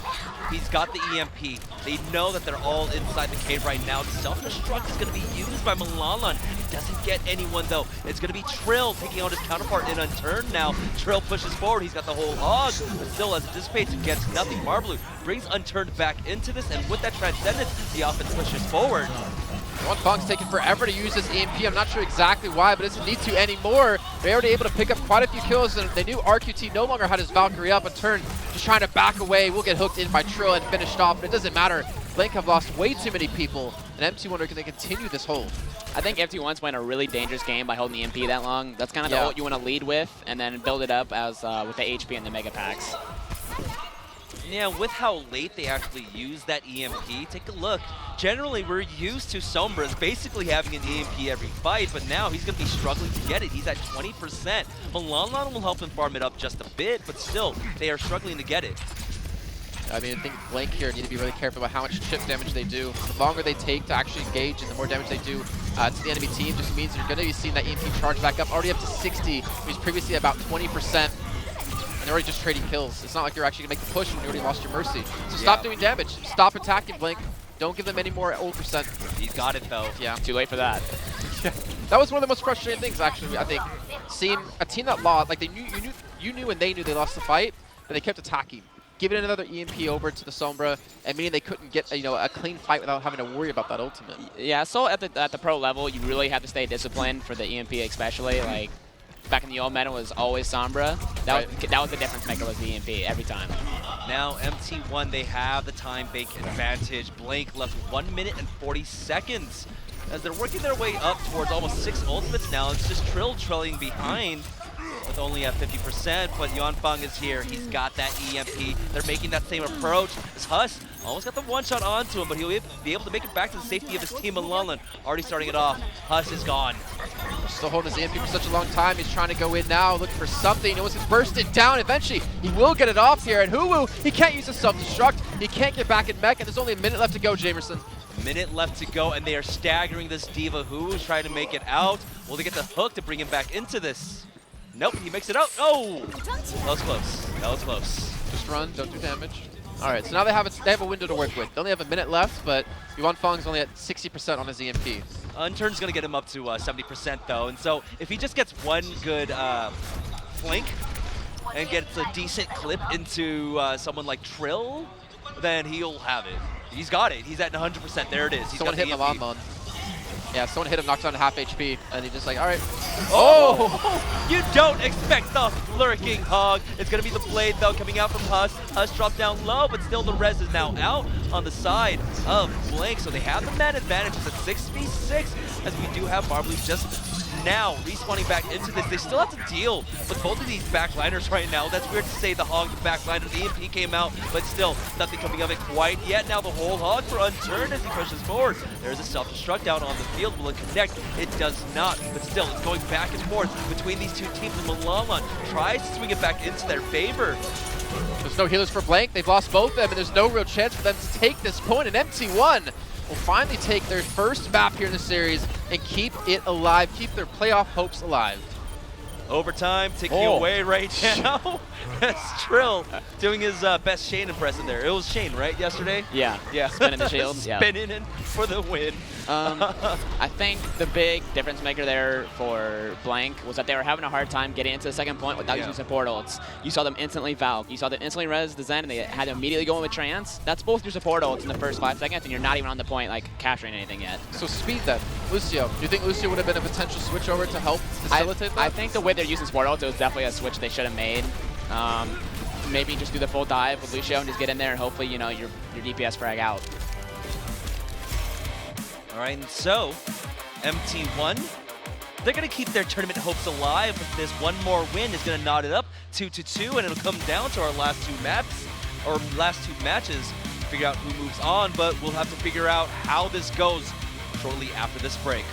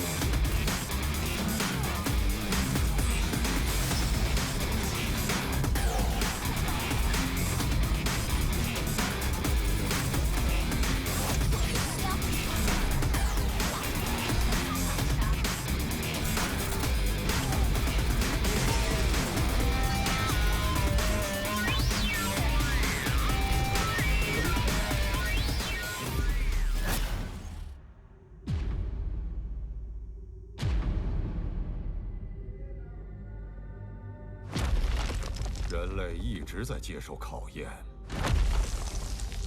冲突和战争使我们不断进步。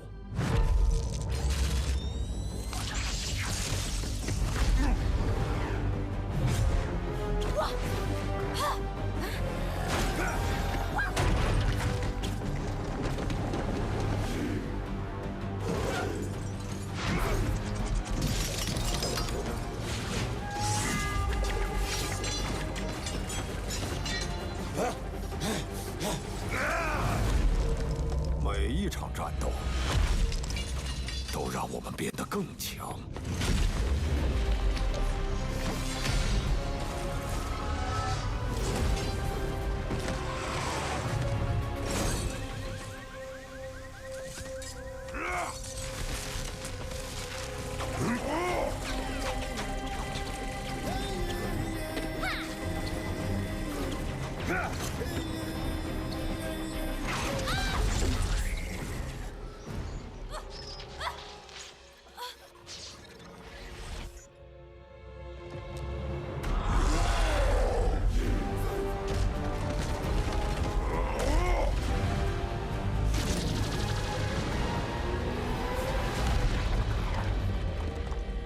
败者沦为落寇，彻底消失，而强者将晋升为王，永世铭记。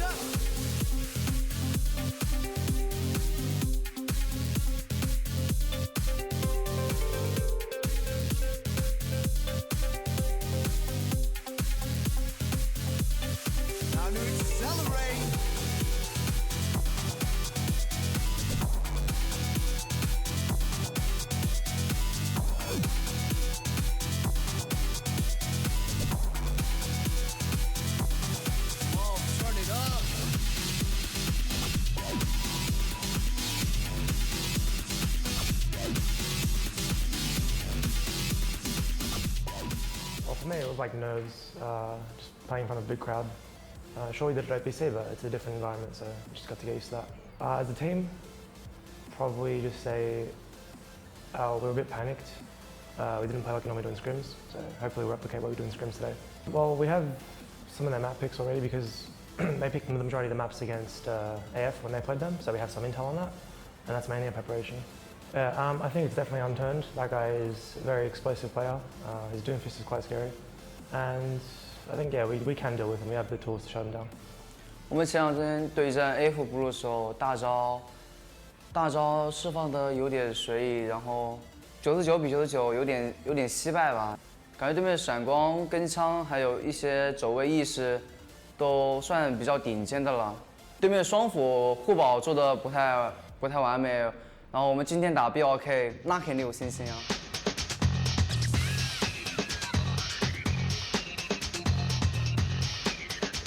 There we go. Huss and Milanlon with some opinions about each other.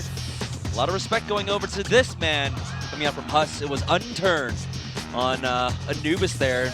His Roadhog was nothing to scoff at, especially on the point B defense.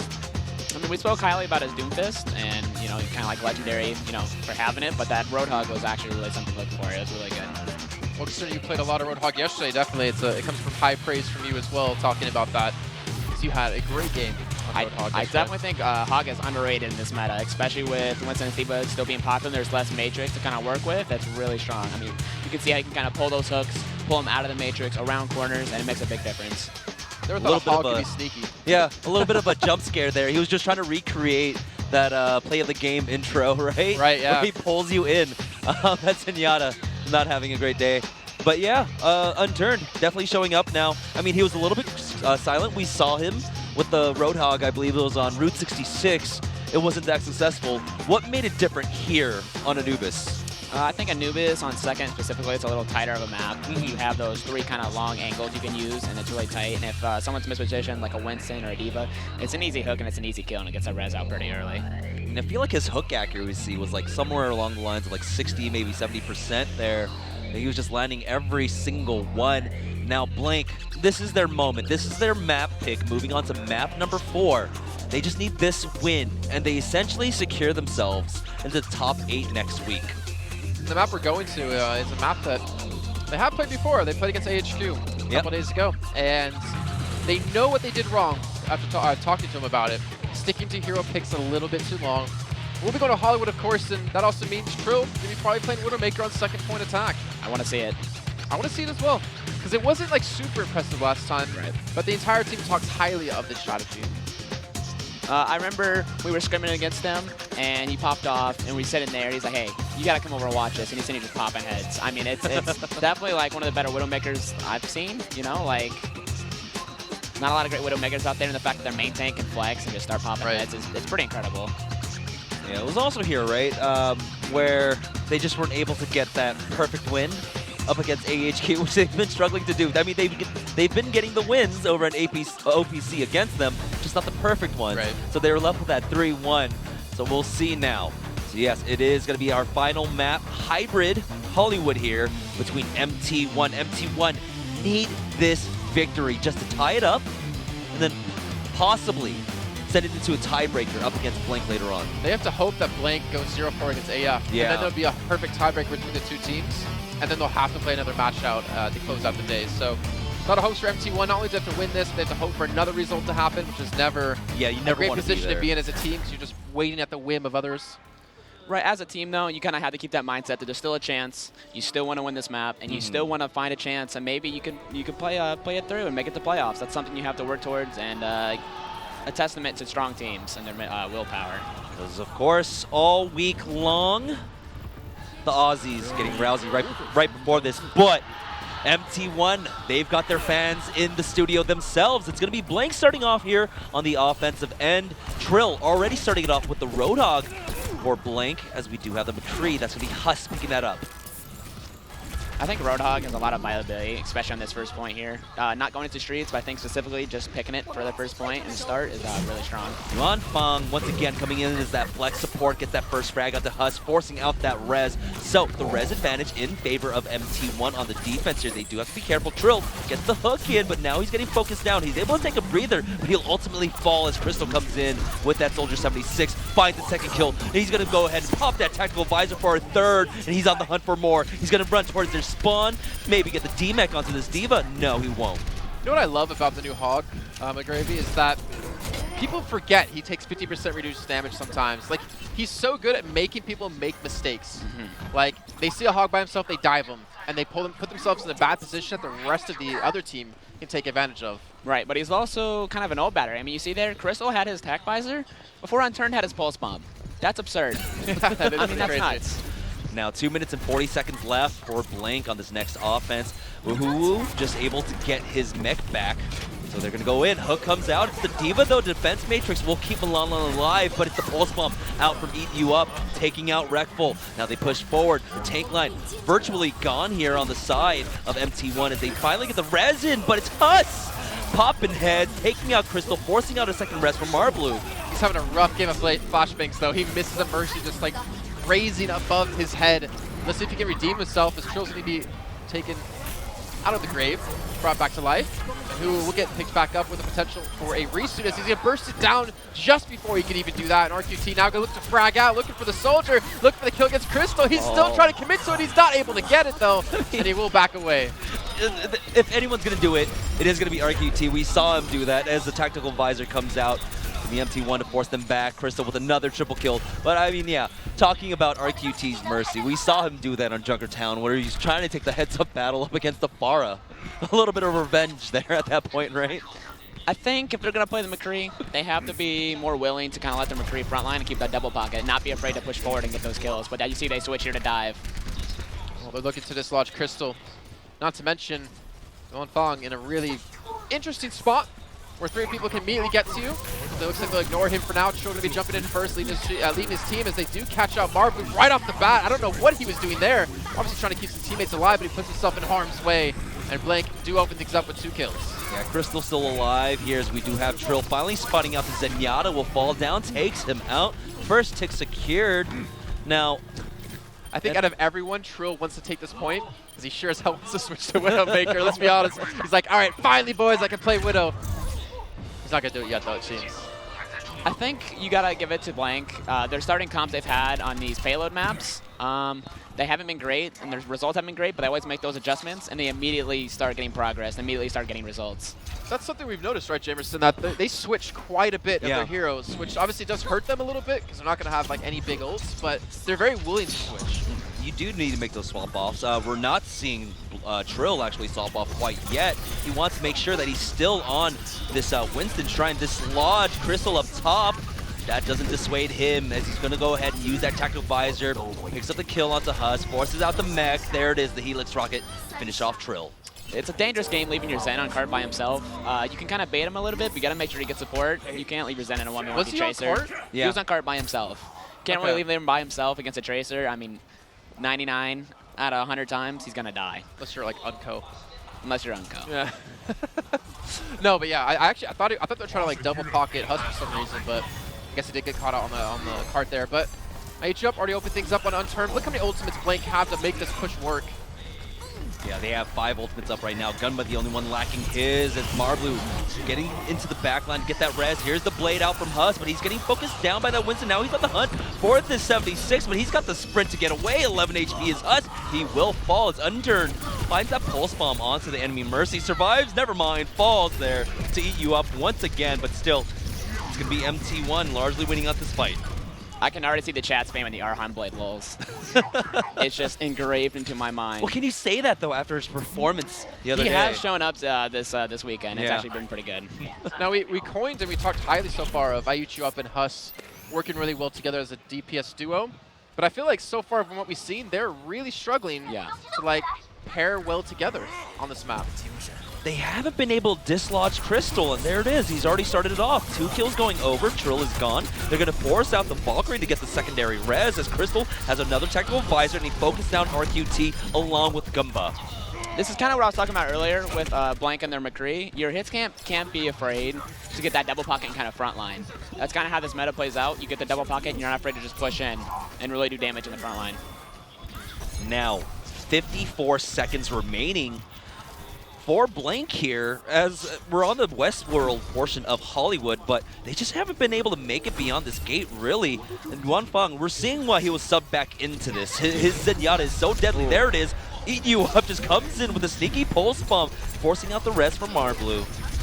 See Crystal though still getting a lot of damage done. No one's dislodging him from the high ground at the moment. You did see Trill earlier on, but Trill's now on the low ground, and Trill's trying to work in other places. As long as Crystal can take these shots, the pressure he's applying is insane. Huss is going to fall from this one. Yeah, he will eventually get the res, but now that means that Marblue with this Valkyrie is going to have a major advantage over Blank. Yeah, we saw that The Orb of Discord came down onto him. Crystal along with Unturned just focusing him down, but now there is the Transcendence coming out from the side of MT1. We're in overtime, and this is where you really want to clean up the fight, as Crystal with another Tactical Visor getting focused down by that Winston, but no, he's dissuaded. He has to fall back as the Orb of Discord just too strong. He shoots him out of the sky. Now it's a 1-for-1 exchange, but he's got the Mega Health back as we have EU up, trying to focus him down. RQ2 popping the Valkyrie, gets Huss back alive, has Trill as well, so at least have a tank on appears, and they're finally able to start fighting their way back. Aichip has the pulse bomb, but no need to use it just yet. The overtime is getting so iffy right now that they need to continue to get this payload pushing across the line. I think we're going to see one more attack out of MC1, but what ultimates do they really have? Yeah, they just ran out of gas there at the end. Like you said, they just ran out of all their ultimates now. They have nothing to go. They might be able to build up the... excuse me, never mind. No, he has to fall back. He has to use that recall there. And so that's going to be the third coming out for Blank as we move into the studio portion here of Hollywood. Good little Helix. I think that's really, what's the word for like willpower, like kind of trying to contest. I think they got way too greedy trying to contest that second point there. They kind of put themselves in position. And now Blank has to take a lot of map position here for third, and they can snowball it here. Like a snowball with the back of Aichi up, constantly playing this lurk roll on the Tracer. On turn, able to have the same kind of effect that Crystal was able to have on Tracer before. And let's see, look at Huss actually just backing away, realizing that's a bad place to be. He needs to regroup with his team, trying to get someone to play over aggressive. And Marblu, he get dropped by the pulse bomb. There's no coming back from that. Self-destruct is going to be used by Malonlon. He safely gets back into that mech, but now the dive coming out as Crystal's getting focused down by Trill. But Trill, does he get kited? No, he gets the kill onto Yanfeng. And now, like you had mentioned, McGravy, the snowball continues for the side of Blank. This is a weird style we're seeing from us. Not a lot of hit scans, play kind of this, we kind of come into Franning, just sprinting around, rotating. You don't really see that a lot, and it's working out for him well. Oh, especially with that pick on some Marblu, and that's the pick that you really want to see. He's not able to make it away from the Tesla cannons is Crystal now, and it's all Blank on the kill feed as this payload continues to push forward. 6 seconds left, someone has to contest, at least send it into overtime, guys. I'm not sure if we've seen anyone actually kill or anyone die on the side of Blank this entire third point. Reckful's going to be the last man to jump in. Yuanfang switching over to Mei, but Mei is not going to be there. And that will be Blank finishing. It's an overtime, yes, but considering how slow they were to take first and how slow they were to take second, I think they're going to be happy with that. They're happy with that result. I think a lot of that comes off MT1 with their greedy they look for the second point contest. I think that really threw off the third point defense and allowed Blank to kind of open up and, like I said, snowball into the cap there. Yeah, it was a good Helix rock that you caught it, Jason, that came out that forced, I believe it was Unturned to use that recall. And if he didn't have to recall there, he would have been able to jump on the point by a little bit enough time for the rest of his team to come in and try to go for a concerted hold there, at least force out some ultimates from Blank. But as you had mentioned also, they were being conservative with their ultimates there because they knew that they had it. So looking in here, we see Trill here with the Hog. Like I said before, I think on first point specifically, it's a really strong pick, and especially on defense, with the way you kind of line of sight between the stairs and cafe, bottom cafe, it's really strong. Well, there you have it, Gunba. Now, did we ever figure out why he shaved his beard? No, we still have to clear that with the OPC guys. Why does anyone do anything these days, Jay? Why did you shave your beard? Looks good. Because it was too patchy on the side. Okay. In person, it was bad. No, see, I have beard envy. I can't grow a beard. Oh, so every time I see like everyone, down the line with beards, I'm just like, why, guys? You can't why would grow you shave a beard, it? but you're gonna look like you're like in your 20s until you're like 50. Yeah, but there was times when I was like 16 years old that I wanted to look like I was like 25, but I couldn't. Right there with you. Yeah. I mean, look at my face. I look like I'm 12. I did 21. I can almost legally buy Yeah. alcohol in the United States, and I look like I'm 15 and still in high school. I feel you on that. All right, so now it's going to be MT1. Their defense looked really good until, well, they got snowballed on after second during that overtime push. And then Blank just kept chugging along. There we go. They're trying to channel that Aussie pride. Our Blank, as we come out the gates, Reckful. It's going to be the one. Never mind. He was just going for that scouting. Why do I always do that to myself? Why do I always do that to myself? I think there was actually some people in the crowd, by the way, screaming the oi, oi, oi, too. Yeah? Yeah. It gets you going. It's infectious. It really is. I think for the composition here, watching the Ana as she gets picked by the Roadhog. Yeah, that's huge. Yuan Fang going down. They're running a triple tank composition on this attack, and, well, you need Miata to keep them healthy. You've got like those like junky twitches going on in McGravy when you see Roadhog being played. You're like, I want to get in there. I want to play me some I want to Hog. play Roadhog. I think they're looking for this kind of slow and brawly on the point kind of composition with the 3 tanks. I think to capitalize on that, Blank needs to keep their soldier on high ground and just continually build up tack wise. So I think that's one condition there. Plus already 50% in.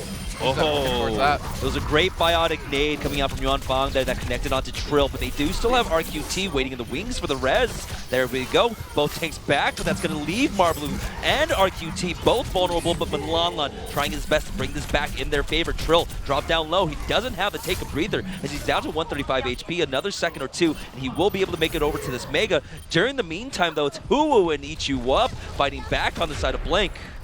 Look for the hook. Not going to hit it, but it doesn't matter. You can stall this one out for a little bit of time. Wait for the respawns to come back in. And Blank have been able to hold strong on the first point. Huss almost Visor ready to go. Crystal as well with the pulse bomb. Now, you see Yuan Fang playing Ana. I'm almost certain he's going to only ult one person. It's got to be Rekful, right? It's got to be Rekful. I think maybe you see a whole hog. Whole hog coming out, maybe see a nano whole hog. That's definitely potential. Hasn't been a thing for a while, but it's going to go into this Winston. Take a look. Here it comes. There it is, the nano. The banana comes out. It's right on to that Mercy. He's able to get the res before she falls, but still, it's a primal rage now as he's just batting around the entirety of Blank inside the cafe. And Crystal also coming alive. He gets a double kill for himself, and with that, Yuan Fang, he's so good as this flex support. That was ridiculous timing with the way they dove that too, because Gunba got picked off by Crystal right as they dove in. Yeah, RQT did res him, but if he did not die that early, there would have been Transcendence, and he would have mitigated that entire ultimate. RQT never would have died. That's a big kill. I don't like the comp MT1's running, but I definitely think they know their win conditions, and they're playing it correctly, which is why they're finding success here. Yeah, the nano boosted Winston, we've seen it time and time again. Yuan Fang now almost at 60%. That's what happens with the triple tank. Hook comes in, but the counter hook as Trill dropped down to 31 HP. He's got the help of that defense matrix, and it's Unturned who gets punished for it. I almost thought he was going to hook him back into his teammate, and Crystal was still going to die there for a second. But he does get away. But you said, win conditions for MT1. Can you kind of go into that? What are the win conditions? Maybe after this fight, since we're seeing a big explosion happen. Pulse bomb, forcing out the self-destruct, and you're not going to escape that when Hook comes in to keep you in place. RQT, just go ahead and use that res onto Huwu, because that, well, gives you the instant mech back. See, when you have the Ana instead of the Zen, you definitely have to play a little more aggressively here. You want to play around your anti-nades, you want to play on your nano boost. Those are your playmaking abilities, and that's the big difference between having a defensive ult and Zen and the Discord orb, because you're lacking a lot of damage. Well, now they got Crystal pair with it too. They got Genji, so the Nano Blade is a very high possibility. It's still as well thrown onto Rekful if you need to push someone off a high ground position, but Huss maintaining high ground himself. He has RQT and Goomba both there. So the double pocket, like you were talking about before, not necessarily a frontline double pocket, but at least able to make him extra powerful. That bio grenade coming through, forcing the recall, and I Eat You Up in a really bad position, but he's about to have a pulse bomb. Yeah, there is the the nano coming out, but the tactical visor is going to be used by Huss. It's the hook once again is Unturned, only able to get the D-Mech here. Huss just laying down the damage from up high, sleep out into Trill, but still he's going to stay alive here as the rest of the members of Blank are just cleaning up around him. I definitely think you're going to see a switch off the Ana here. I think they'll find a Zen. Play around more their Genji and their Tracer. Look for the kind of double pocket and farm the blades for Crystal. I mean, not to mention, like, if you Discord Trill, that's like a free kill, right? Absolutely. I mean, that's 50%. Yeah. That completely mitigates the, actually it's 30% now, isn't it? So it mitigates the pretty much the entirety of the take a breather. I think they need to punish more on I Eat You Up. There's a couple times using his recall and he's kind of blinking to their entire team and he's living. That's something that shouldn't happen. Now, it's the high ground that MT1 want to challenge. They want to get Huss dislodged from here. It's Crystal almost at the blade. So they're going to go ahead and dive on in. He just needs to land a few more shurikens to have this blade. But now we do see they're cutting back on the side of Blank. They've lost Eat You Up there, but he's instantly going to get res back by RQT. They're fighting back into this now. They have to fall back. There is the self-destruct out. Will it catch on to anyone? No. It's Eat You Up, though, that takes out Marbleu. Crystal's still waiting, being very patient with his blade.